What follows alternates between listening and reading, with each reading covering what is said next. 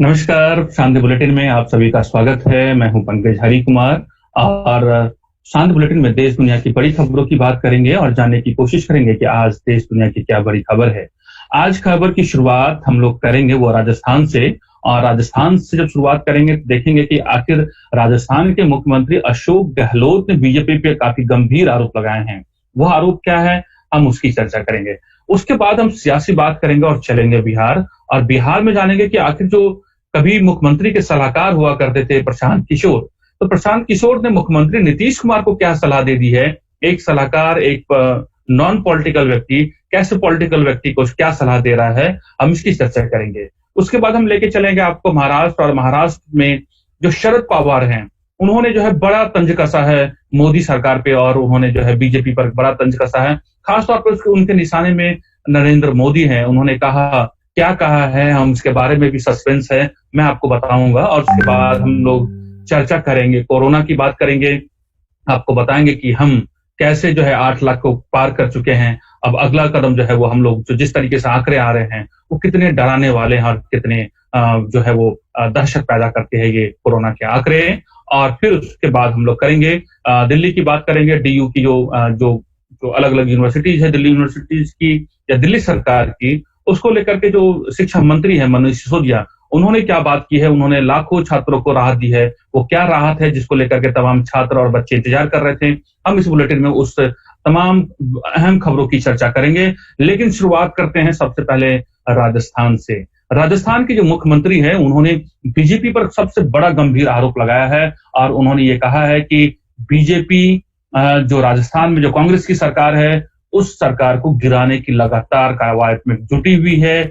और वहां पे जो कांग्रेस की इकलौती सरकार जो बची हुई है, एक कांग्रेस की इकलौती सरकार है, छत्तीसगढ़ में सरकार है, लेकिन महाराष्ट्र, सॉरी माफ कीजिएगा, जिस तरीके से जो है एमपी में जो है तख्ता पलट हुआ है, उसके बाद लगातार ऐसा कयास लगाया जा रहा है कि राजस्थान में भी जो है बीजेपी कुछ बड़ा उलटफेर कर सकती है। और इसी आशंकाओं के बीच बीच में जो है वो आप देखेंगे अशोक गहलोत बीजेपी पर ये जो है वो आरोप प्रेस कॉन्फ्रेंस करते हैं और बीजेपी को लेकर के ये बात करते हैं। उन्होंने क्या बात कही है मैं आपको बताता हूँ। राजस्थान की कांग्रेस सरकार को अस्थिर करने के लिए विधायकों की खरीद फरोख्त की कोशिशों के आरोप के बीच राज्य के मुख्यमंत्री अशोक गहलोत ने बीजेपी पर सरकार गिराने का गंभीर आरोप लगाया है। अशोक गहलोत ने कहा है कि बीजेपी राजनीति कर रही है। मोदी सरकार जो है वो एक तरीके से जो बीजेपी जो है मेरी सरकार को गिराने की कोशिश कर रही है। मुख्यमंत्री गहलोत ने बताया कि विधायकों की अपनी निष्ठा बदलने के लिए, मतलब पाला बदलने के लिए 10 करोड़ से लेकर के 15 करोड़ तक की जो है वो ऑफर कर रही है। आखिर इतने पैसे राजनीति में आते क्यों हैं, कहां से आते हैं और कैसे इतने इतने पैसे ऑफर किए जाते हैं। तो जाहिर सी बात है, जब राजनीति जब इतनी भ्रष्ट होगी तो वो कोई भी जनप्रतिनिधि क्या काम करेगा और इतने पैसे आखिर राजनीति में इतनी कमाई कैसे होती है, ये सोचने वाली बात है। अब मैं बताऊं कि उन्होंने क्या कहा है। उन्होंने कहा है कि मैं चाहता हूं कि पूरे देश जाने कि बीजेपी अब अपनी सीमाएं पार कर रही है, वह मेरी सरकार गिराने की कोशिश कर रही है। अशोक गहलोत ने कहा कि हम विधायक को पाला बदलने के लिए ऑफर देने की बात सुनते रहे हैं।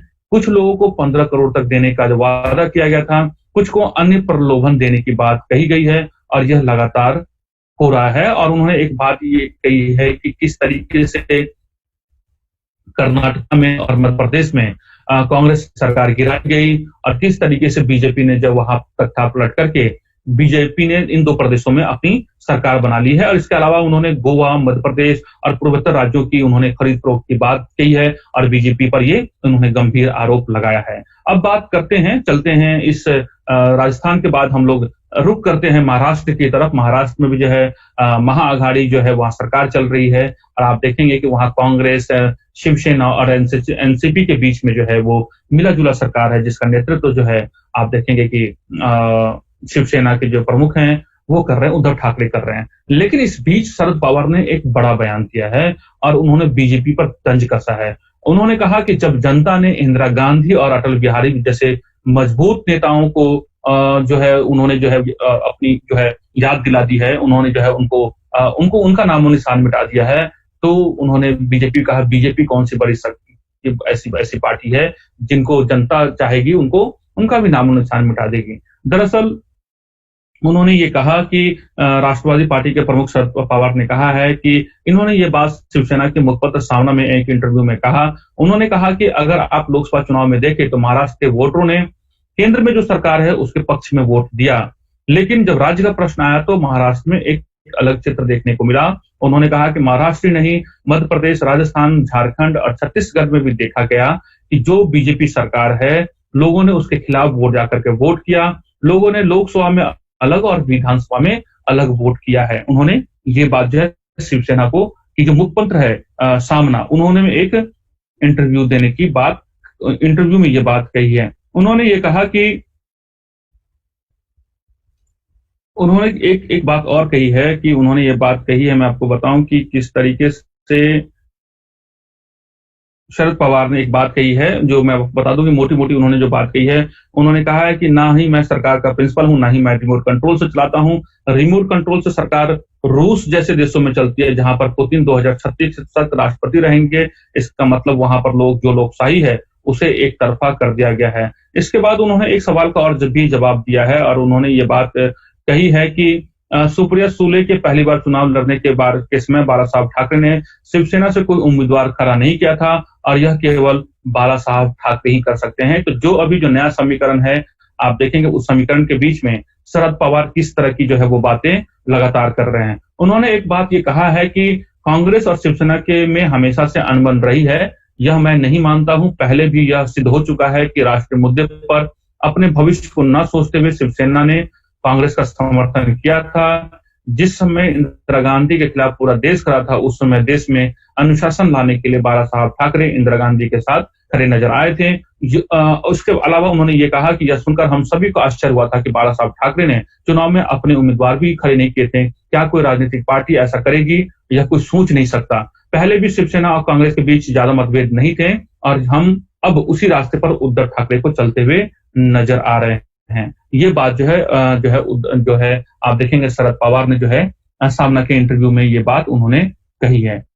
अब बात करते हैं, महाराष्ट्र से चलते हैं और बिहार की तरफ रुख करते हैं। आपको मालूम है कि बिहार में अक्टूबर-नवंबर में ऐसी संभावना जताई जा रही है कि वहां चुनाव हो सकते हैं और इस बीच में तमाम विपक्षी पार्टी हैं, खासतौर पे जो आप देखेंगे राजद हो गया, कांग्रेस हो गया, ये और आप देखेंगे जप हो गया, जो जिसके अध्यक्ष जो है पप्पू यादव हैं। ये इस तरह की तमाम पार्टियां जो ये मांग कर रही हैं कि बिहार में कोरोना का विस्फोट हो चुका है, कोरोना के मामले लगातार बिहार में आ रहे हैं और बिहार में जो है चुनाव इस स्थिति में नहीं कराए जाने चाहिए, जिससे तमाम जो है जान माल के जो है वो नुकसान बने रहने की बड़ी संभावनाएं हैं। इस बीच प्रशांत किशोर ने जो है उन्होंने ये कहा है कि उन्होंने ये अपने ट्वीट में कहा है कि देश के कई राज्यों की तरह बिहार में भी कोरोना की स्थिति लगातार बिगड़ती जा रही है, लेकिन सरकारी तंत्र और संसाधनों का एक बड़ा हिस्सा चुनाव की तैयारियों में लगा हुआ है। उन्होंने कहा कि नीतीश जी को ये चुनाव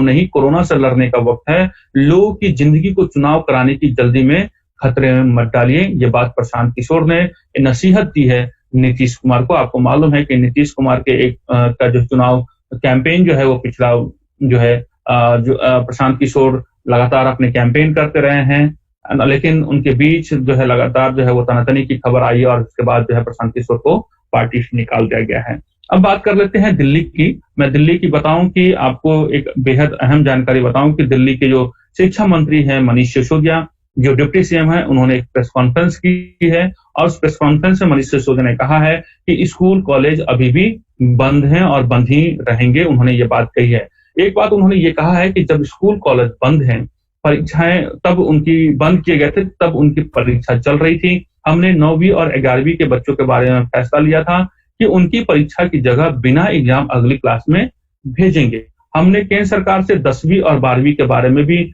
यही व्यवस्था करने को कहा था और केंद्र सरकार ने इसे मान लिया है। सिसोदिया ने कहा कि स्कूल का मामला अलग था, लेकिन यूनिवर्सिटी का मामला थोड़ा पेचीदा है। जिस सेमेस्टर को पढ़ाया ही नहीं गया, उसके बारे में एग्जाम लेना मुश्किल है। यह दिल्ली सरकार का मानना है। सरकार का मानना है कि इस अभूतपूर्व समय में अभूतपूर्व फैसला लिया जाना चाहिए। दिल्ली सरकार ने फैसला लिया है कि राज्य के अधीन आने वाली जितनी भी यूनिवर्सिटीज हैं, उनकी आगामी परीक्षाएं रद्द कर दी जाएंगी। सभी को कहा गया है कि पिछले असेसमेंट के आधार पर बच्चों को प्रमोट कर दे। ये बात जो है मनीष सिसोदिया ने अपनी जो है आज के प्रेस कॉन्फ्रेंस में की है।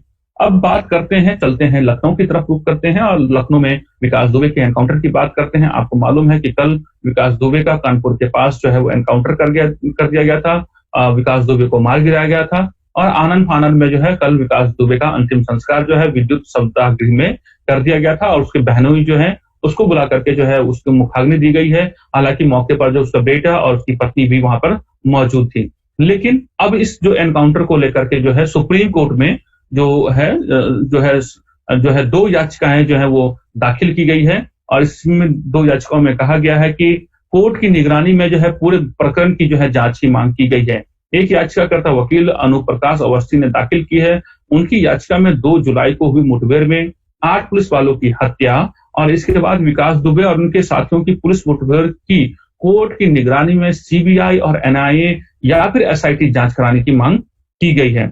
दूसरी जो याचिका जो है वो People's Union of Civil Liberties माने पीयूसीएल ने दाखिल की है। इसमें कहा गया है कि इस तरह की मुठभेड़ एक गंभीर अपराध है और ये पूरे समाज के खिलाफ अपराध है। याचिका में सुप्रीम कोर्ट के सेवानिवृत्त न्यायाधीश की अध्यक्षता वाली समिति के गठन की मांग की गई है जो यूपी में होने वाले मुठभेड़ों और आपराधिक राजनीतिक जो साठगांठ है के बारे में जांच करेगी। तो ये 2 याचिकाएं जो है वो विकास दुबे की जो एनकाउंटर के बाद जो है वो सुप्रीम कोर्ट में दाखिल की गई है। अब देखते हैं कि सुप्रीम कोर्ट इन दोनों याचिकाओं को लेकर के अपना क्या रुख अख्तियार करता है। अब मैं बताता हूं कि जब उनके आपको मालूम है कि जब विक्रु गांव में जब विकास दुबे ने जो है आपको मालूम है कि 8 पुलिसकर्मी को हत्या कर दी थी, वो शहीद हो गए थे और 7 पुलिसकर्मी जो है उसमें जख्मी हो गए थे। उसमें कई सारे हथियार जो पुलिसकर्मी थे उनसे वो लूट लिए गए थे और कुछ हथियार अभी तक जो है पुलिस को बरामद नहीं हुए हैं। तो अब उस हथियारों की बरामदगी को लेकर के जो है पुलिस जो है वो मुनादी कर रही है और विकास दुबे के गांव जो विक्रु गांव है वहां पर जो है मुनादी कराई जा रही है। और पुलिस क्या मुनादी करा रही है हम आपको उसके बारे में जानकारी बताते हैं। दरअसल आपको मैं बताऊं कि कानपुर के विक्रु गांव का कुख्यात विकास दुबे पुलिस के हाथों शुक्रवार को सुबह मारा गया है। लेकिन अब पुलिस के सामने यहाँ सवालों की लंबी फहरिस्त है तो एक और बड़ा सिरदर्द भी। दरअसल 3 जुलाई की रात जब गांव में पुलिस की टीम पर गोलियां चलाई गई थी तो उस घटना में पुलिसकर्मियों के हथियार भी लूट लिए गए थे। अब उनको ढूंढना भी एक बड़ी चुनौती बन गई है। पुलिस की एक टीम बाकायदा उस बिकरू इलाके में पहुंची और मुनादी कर दी कि जिस किसी के पास भी पुलिस वालों के हथियार हैं वो सूचित करके जमा करा दे, नहीं तो उनके विरुद्ध कानूनी कार्रवाई की जाएगी। पुलिस की एक जीप से माइक के द्वारा ये बिक्रपुर गांव में पूरी तरीके से मुनादी कराई जा रही है। अब बात कर लेते हैं कोरोना वायरस की। आपको मैं बताऊं कि पिछले 24 घंटे में जो कोरोना के मामले हैं वो बहुत ही चौंकाने वाले हैं और बहुत ही चिंताजनक हैं। आपको मैं बताऊं कि पूरे भारतवर्ष में अभी तक के सबसे ज्यादा जो है कोरोना के मामले आए हैं। 27,114 मामले जो है पिछले 24 घंटे में आए हैं और ये अभी तक का सबसे रिकॉर्ड उछाल है। आप वो रिकॉर्ड आप कहें कि कोरोना के लेकर के जो संख्या है वो दर्ज की गई है 27,114। ये पहली बार इतनी बड़ी संख्या जो है वो कोरोना संक्रमितों की दर्ज की गई है, जिसमें मैं आपको बताऊं कि 519 लोग जो है पिछले 24 घंटे में जो है वो इनकी मौत हो गई है। सबसे ज्यादा जो मामले जो है वो महाराष्ट्र में हैं। आंध्र प्रदेश जो है वो अब दूसरे नंबर पे आ गया है। माफ कीजिएगा, जो है आपका महाराष्ट्र नंबर 1 पोजीशन पे है। दूसरे नंबर पे आपको जो है मालूम है तमिलनाडु है। और जो सबसे 5 बड़े राज्य हैं जहां सबसे ज्यादा कोरोना के मामले आए हैं उसकी बात मैं कर रहा हूं। महाराष्ट्र, तमिलनाडु, कर्नाटका, दिल्ली और तेलंगाना, ये वो 5 राज्य हैं जहां सबसे ज्यादा जो है कोरोना के संक्रमित के मामले जो है पिछले 24 घंटे में आए हैं। और इसकी जानकारी मैं आपको अभी बता रहा था। आपको मैं बताऊं कि महाराष्ट्र में जो मामले आए हैं पिछले 24 घंटे में वो 7,862 है। तमिलनाडु में 3,680 है। कर्नाटका में 2,313 केस हैं और दिल्ली में जो है 2,089 केस आए हैं पिछले 24 घंटे में और तेलंगाना में 1,278 केस जो है आपको पिछले 24 घंटे में आए हैं। दिल्ली में जो मौत हुई है वो 42 लोगों की मौत जो है पिछले 24 घंटे में ये हो चुकी है। अब हम आपको बताते हैं थोड़ी सी जानकारी। आपको मैं बताऊं कि मैं आपको बताऊं कि थोड़ी सी बात आज आपको मालूम है कि यूपी में जो है वो आपको 55 घंटे के लिए जो है आपको 2 दिनों के लिए लॉकडाउन बढ़ा दिया गया। पूरे यूपी में जो है वो लॉकडाउन लागू किया गया है। फिर से जो है लॉकडाउन लौट आया है। आपके यूपी में 24 घंटे के लिए है। आप देखेंगे बिहार में 1 हफ्ते के लिए लॉकडाउन है। बंगाल में लॉकडाउन की घोषणा की गई है। अलग अलग राज्यों में अलग अलग परिस्थितियों के हिसाब से अलग अलग लॉकडाउन किया गया है। महाराष्ट्र के नांदेड़ में जो है आप देखेंगे, पुणे में, वहां पे जो कोरोना के जो संक्रमित हैं उसकी वजह से है लॉकडाउन जो है वहां बढ़ा दिया गया है। अगर आप उत्तर प्रदेश में जो है अब ये फैसला लिया गया है कि अगर आप यूपी में अगर आप मास्क नहीं पहनते हैं तो अब आपको 500 रुपए का जुर्माना देना पड़ेगा। पहले ये जुर्माना 100 रुपया लगता था, बिहार में 50 रुपए का जुर्माना लगता है, दिल्ली में 1000 रुपए का जुर्माना जो है मास्क पहनने पे नहीं पहनने पर लगता है। तो इसलिए आप जब भी घर से निकलेंगे आप मास्क पहन के निकले, नहीं तो आपके खिलाफ जो है कार्रवाई हो सकती है और जुर्माना भी आपको देना पड़ सकता है।